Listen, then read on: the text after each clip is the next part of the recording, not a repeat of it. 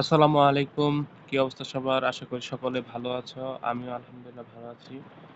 তো আমি মিহাত হাসান মনির বর্তমান অধ্যয়নরত আছি জামালপুর মেডিকেল কলেজ। আমার চান্স হয়েছিল গোপালগঞ্জ মেডিকেল কলেজ। মাইগ্রেশন করে জামালপুর মেডিকেল কলেজে আসছি। তো আজকে আমি যে বিষয় নিয়ে আলোচনা করতে যাচ্ছি যে আমাদের ফার্স্ট টাইমের এক্সাম ফুললি শেষ। অর্থাৎ ২৩-২৪ সেশনে আর এক্সাম হবে না। তো সেকেন্ড টাইমের এক্সাম শুরু হতে যাচ্ছে আরকি কয়েকদিন ৫-৬ মাস পরে। তো এই ক্ষেত্রে সেকেন্ড টাইমারদের জন্য এখন থেকে প্রিপারেশন গুছিয়ে নেওয়ার জন্য আমি গুচ্ছ ভর্তি প্রস্তুতির জন্য গুরুত্বপূর্ণ কিছু নোট স্লাইড আকারে এনেছি। সবাই আমার সাথে দেখতে থাকো এবং আমি সেগুলো বিস্তারিতভাবে আলোচনা করছি। তো প্রথমেই বলছি যে গুচ্ছ ভর্তি পরীক্ষার জন্য নোট। আর স্লাইডটা কালো করার কারণ হচ্ছে আমার কালো রংটা একটু প্রচন্ড উন্মেষে ক্লাস যখন করেছি কালো স্লাইড আমার পড়তে খুবই ভালো লাগছে। তো দেখা যাক এখন বলছে কোষ ও জীবনের একক আমাদের প্রথমত কোষ ও কোষের গঠন এই চ্যাপ্টারে গুচ্ছ পদ্ধতির জন্য কিছু গুরুত্বপূর্ণ নোট। তো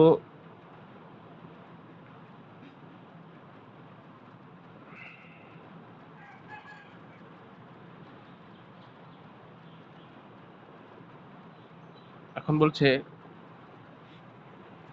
কোষ কি? কোষ হচ্ছে জীবনের কোষ জীবের গাঠনিক একক, কার্যকরী একক, হ্যাঁ? এবং রবার্ট হুক সর্বপ্রথম কর্ক টিস্যুতে এই কোষটা পেয়েছেন। তারপর হচ্ছে বিজ্ঞানী সিডেন ও সোয়ানসন কোষতত্ত্ব বা সেল থিওরি প্রস্তাব করেন। এটা মোটামুটি ইম্পর্টেন্ট।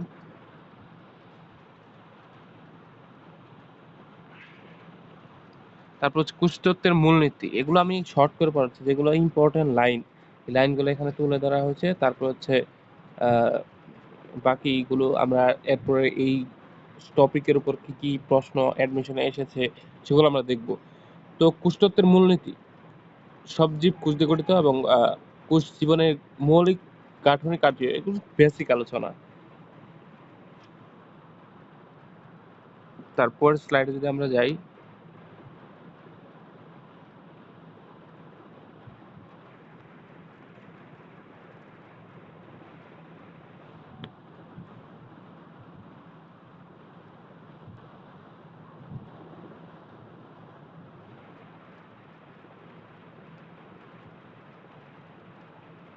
এখন বলছে যে কোষের প্রধান অঙ্গসমূহ ও কাজ একসাথে দেওয়া আছে এবং প্রথমেই আমরা দেখতে পাচ্ছি যে নিউক্লিয়াসের নাম এখানে উল্লেখ আছে।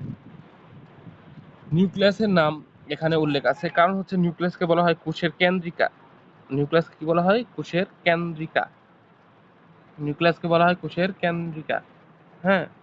তো প্রথমে ফার্স্ট অফ অল আমাদের নিউক্লিয়াসের নাম উল্লেখ আছে এখানে। নিউক্লিয়াসকে বলা হয় এর কাজ কি জিন সংরক্ষণ ও কোষ নিয়ন্ত্রণ করে। তারপর হচ্ছে রাইবোজোম, এখানে রিবোজোম লিখছে টাইপিং মিস্টেক। এটা হচ্ছে রাইবোজোম। রাইবোজোমের কাজ হচ্ছে প্রোটিন সংশ্লেষ করা এবং এটা খুবই ইম্পর্টেন্ট একটা প্রশ্ন যে নিচের কোনটিকে প্রোটিন সংশ্লেষণ করে এবং রাইবোজোমের আরেকটা নাম হচ্ছে আ রাইবোজোমকে বলা হয় power protein factory. Protein factory. রাইবোজোমের আরেকটা নাম হচ্ছে প্রোটিন ফ্যাক্টরি। রাইবোজোমের আরেকটা নাম কি? Protein factory. এটা কিন্তু ইম্পর্টেন্ট যে নিচের কোনটি প্রোটিন ফ্যাক্টরি হিসেবে পরিচিত রাইবোজোম। রাইবোজোমের আরেকটা নাম হচ্ছে প্রোটিন ফ্যাক্টরি। তারপর তারপরে যে আলোচনা হচ্ছে মাইটোকন্ড্রিয়া, এটা একটি গুরুত্বপূর্ণ যে মাইটোকন্ড্রিয়া কি? মাইটোকন্ড্রিয়াকে শক্তির পাওয়ার হাউস বলা হয়। এটা আমরা ক্লাস 9, 6, 7 থেকে পড়ে আসছি। তারপর হচ্ছে গোলগি বডি। গোলগি বডি কি? গোলগি বডি হচ্ছে প্রোটিন প্রক্রিয়াকরণ পরিবহন। মানে আমরা এই যে এই স্লাইড গুলোর মাধ্যমে অতি সহজে জানতে পারবো। মানে আমাদের বোটানি বইয়ে অনেক তথ্য। কিন্তু এই তথ্যগুলোর মধ্যে সবচেয়ে গুরুত্বপূর্ণ যে তথ্যগুলো আমরা সেগুলো এখানে উপস্থাপন করতে চাচ্ছি। যে সবচেয়ে গুরুত্বপূর্ণ যেমন গোলগি বডি অনেক তথ্য আছে। গোলগি বডির কাজ আছে যেগুলো আসে না। কিন্তু এখান থেকে মেডিকেলের জন্য ইম্পর্টেন্ট হলো বার্সির জন্য ইম্পর্টেন্ট না। গোলগি বডি থেকে বার্সির জন্য ইম্পর্টেন্ট কি? যে প্রোটিন প্রক্রিয়াকরণ ও পরিবহন। গোলগি বডিকে বলা হয় কোষের ট্রাফিক পুলিশ। গোলগি বডিকে কি বলা হয়? গোলগি বডিকে বলা হয় কোষের ট্রাফিক পুলিশ। অর্থাৎ যে কোষ এক কোষ থেকে আরেক কোষের ভিতরে আ বিভিন্ন দ্রব্যাদি স্থানান্তরের জন্য গুরুত্বপূর্ণ ভূমিকা পালন করে হচ্ছে গোলগি বডি। তাই গোলগি বডিকে বলা হয় কোষের কোষের কোষের ট্রাফিক পুলিশ। তাহলে গোলগি বডির অপর নাম কি? কোষের ট্রাফিক পুলিশ। এটা ইম্পর্টেন্ট। যে গোলগি বডির অপর নাম কি? কোষের ট্রাফিক পুলিশ। গোলগি বডির অপর নাম কোষের ট্রাফিক পুলিশ।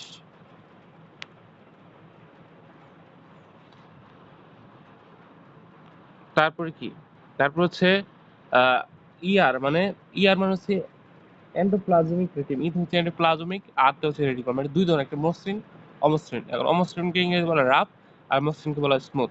এর কাজ হচ্ছে প্রোটিন বা লিপিড সংশ্লেষণ করা। হ্যাঁ, এর কাজ প্রোটিন বা লিপিড সংশ্লেষণ করা।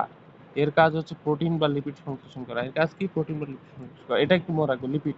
আর প্রোটিন জেনারেলি অনেক অর্গান প্রোটিন তৈরি করে, রাইবোজোম সহ আর অর্গান, কিন্তু লিপিড যে সংরক্ষণ করে এটা কিন্তু আমার খেয়াল থাকে না। এটা কিন্তু মাথায় রাখতে হবে যে এন্ডোপ্লাজমিক রেটিকুলাম কি করে? লিপিডও সংশ্লেষণ করে। তারপর হচ্ছে লাইবোজোম। লাইবোজোম সম্পর্কে অনেক গুরুত্বপূর্ণ তথ্য আছে, আমরা এগুলো আলোচনা করব। এখানে একটি তথ্য দেওয়া আছে যে লাইবোজোম কি করে। লাইবোজোম হচ্ছে কোষের বর্জ্য অপসারণ করে। তো লাইবোজোম সম্পর্কে আর অনেক তথ্য আছে, যেমন লাইবোজোমকে বলা হয় যে অটোলাইসিস। লাইবোজোম কি করে? লাইবোজোম হচ্ছে অটোলাইসিস করে। অটোলাইসিস। এখন অটোলাইসিস জিনিসটা কি? অটোলাইসিস জিনিসটা কি? অটোলাইসিস হচ্ছে, অটো মানে কি? নিজে নিজে, আর লাইসিস মানে হচ্ছে ভেঙে ফেলা। বায়োলজিতে লাইসিস মানে হচ্ছে ভেঙে ফেলা। অটোলাইসিস বা অটোফেগি, এর নাম হচ্ছে অটোফেগি বা আত্মঘাতী থলিকা। এর আরো নাম কি আছে? এর আরো নাম আছে আত্মঘাতী থলিকা। তাহলে রাইবোজোমের আরো নাম কি আছে? রাইবোজোমের আরো নাম আছে আত্মঘাতী। যে লাইসোজোমের আরো নাম, লাইসোজোম সম্পর্কে যদি আমরা আলোচনা করি যে লাইসোজোমের কি কি নাম দেওয়া যেতে পারে। লাইসোজোম। তো লাইসোজোমের যদি আমরা আলোচনা করি, লাইসোজোমের কি কি নাম দেওয়া যেতে পারে? প্রথমে বলা যেতে পারে যে অটোফেগি। লাইসোজোম কি? লাইসোজোম হচ্ছে অটোফেগি বা স্বগ্রাসী। তারপর হচ্ছে আত্মঘাতী থলিকা। তা লাইসোজোম সম্পর্কে এই দুটাই টপিক নাম ইম্পর্টেন্ট, যে লাইসোজোম হচ্ছে অটোফেগি বা আত্মঘাতী থলিকা। এখন অটোফেগি বলা হয় কারণ অটো মানে হচ্ছে ফেগি মানে বক্ষণ করা। হ্যাঁ, তো অটোফেগি নিজেই নিজেকে খেয়ে ফেলে। কখন লাইসোজোম নিজে নিজেকে খেয়ে ফেলে? যখন পর্যাপ্ত খাদ্য সে না পায়, তখন সে নিজে নিজেকে খেয়ে ফেলে। হ্যাঁ, তারপর হচ্ছে এবং লাইসোজোম আমাদের দেহের ভিতরে যে জীবাণুগুলো আছে, সেই জীবাণুগুলোকে লাইসোজোম কি করে? আমাদের দেহের ভিতরে আমাদের দেহের ভিতরে আমাদের দেহের ভিতরে জীবাণুগুলোকে, লাইসোজোমের দুইটা নাম ইম্পর্টেন্ট নাম, এটা আমাদের অবশ্যই জানতে হবে, যে অটোফেগি বা হচ্ছে আত্ম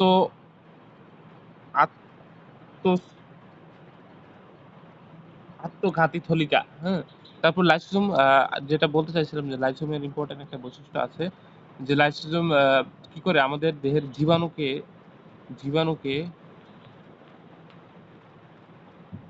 বক্ষণ করে। লাইসোজোম কি করে? আমাদের দেহের জীবাণু বক্ষণ করে। লাইসোজোম আমাদের দেহের ভিতরে যে জীবাণুগুলো আছে সেগুলোকে কি করবে? বক্ষণ করে। হ্যাঁ, তো এটা হচ্ছে লাইসোজোমের কিছু ইম্পর্টেন্ট বৈশিষ্ট্য। আর লাইসোজোম সম্পর্কে আর দুটা জিনিস জানতে হবে, যেটা হচ্ছে স্টেবিলাইজার, লেবিলাইজার।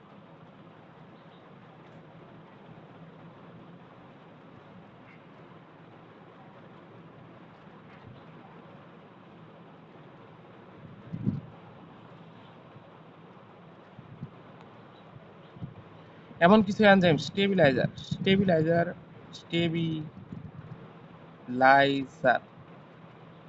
তো স্টেবিলাইজার সম্পর্কে যদি আমরা স্টেবিলাইজার সম্পর্কে আলোচনায় আসলে প্রথমে আমাদেরকে জানতে হবে যে স্টেবিলাইজার নামটা কিভাবে। স্টেবল করে। স্টেবিলাইজার কি করে? স্টেবল করে, অর্থাৎ এমন কিছু এনজাইম আছে যারা লাইসোজোমের যে থলিকার যে প্রাচীর আছে সেটাকে ভাঙতে দেয় না। আত্মঘাতী যখন খাদ্য ভাঙতে দেয় না, লাইসিস করতে দেয় না, তার কেবল স্টেবিলাইজার, অর্থাৎ তার স্টেবল থাকতে চায়। হ্যাঁ, এটা হচ্ছে স্টেবিলাইজার। আর লেবিলাইজার জিনিসটা কি? লেবিলাইজার জিনিসটা হচ্ছে লেবিলাইজারটা কি?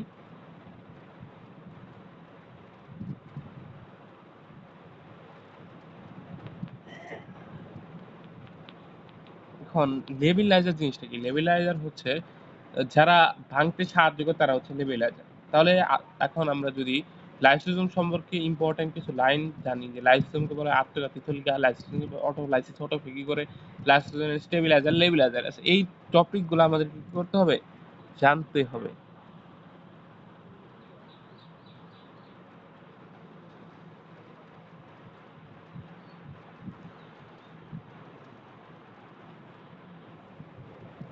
তারপরে কি ক্লোরোপ্লাস্ট? ক্লোরোপ্লাস্ট কি করে? উদ্ভিদের সালোক সংশ্লেষণ সাহায্য করে। সাধারণত উদ্ভিদ কোষে ক্লোরোপ্লাস্ট থাকে, প্রাণী কোষে ক্লোরোপ্লাস্ট থাকে না। তারপর নেক্সট স্লাইডে যদি আমরা যাই,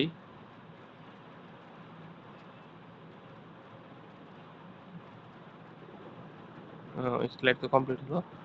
যে এখন আমরা বিগত সালের যে বিভিন্ন ভার্সিটিতে প্রশ্ন আসছে গুচ্ছ, অর্থাৎ 20 সাল থেকে শুরু করে বিগত বছরের গুচ্ছ প্রশ্ন যদি আমরা দেখি, যে আসলে এই প্রশ্নগুলো এরকম ভাবে দেওয়া হচ্ছে যে টপিকটা কোন টপিকটা বেশি বেশি প্রশ্ন আসছে। প্রথমে দেখতে পাচ্ছি যে কোষতত্ত্ব নিয়ে একটা প্রশ্ন আসছে, তারপর বরিশাল বিশ্ববিদ্যালয়, তারপর হচ্ছে প্রোক্যারিওটিক কোষের বৈশিষ্ট্য, যেগুলো অনেক বিশ্ববিদ্যালয় কি থাকে, রিটার্ন থাকে। তো রিটার্ন হচ্ছে প্রোক্যারিওটিক কোষের দাবিতে, তারপর হচ্ছে যে নিউক্লিয়াসের পার্থক্য, এটা হচ্ছে নিউক্লিয়াস ও নিউক্লিওলাসের পার্থক্য। এগুলো আমরা দেখি যদি, যে নিউক্লিয়াস ও নিউক্লিওলাসের পার্থক্য কি। তারপর হচ্ছে মাইটোকন্ড্রিয়াকে পাওয়ার হাউস বলা হয় কেন। এগুলো হচ্ছে সব আমরা রাইবোজোমের কাজ কি, খুলনা বিশ্ববিদ্যালয়ে আছে যে প্রোটিন সংশ্লেষ করা, একটু আগে পড়লাম। তারপর হচ্ছে তারপরে গুরুত্বপূর্ণ কিছু এমসিকিউ টপিক যে আমরা এখন পড়ব, যে প্রথম কে কোষ আবিষ্কার করেন? Robert Hooke. প্রোক্যারিওটিক ইউক্যারিওটিক কোষের বৈশিষ্ট্যগুলো যে পার্থক্য আকারে আমরা পড়ার চেষ্টা করব। বলবে যে নিচে কোনটি প্রোক্যারিওটিক কোষের বৈশিষ্ট্য, নিচে কোনটি প্রোক্যারিওটিক কোষের বৈশিষ্ট্য নয়।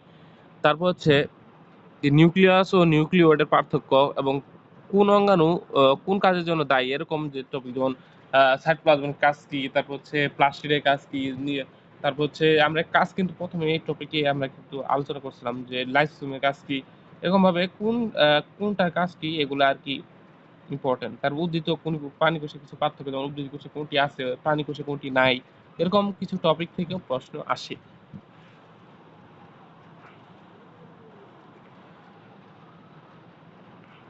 তো কোষ সম্পর্কে কিছু গুরুত্বপূর্ণ কোষতত্ত্ব সম্পর্কে, কোষের কোষ জীবের গাঠনিক ও কার্যকরী একক।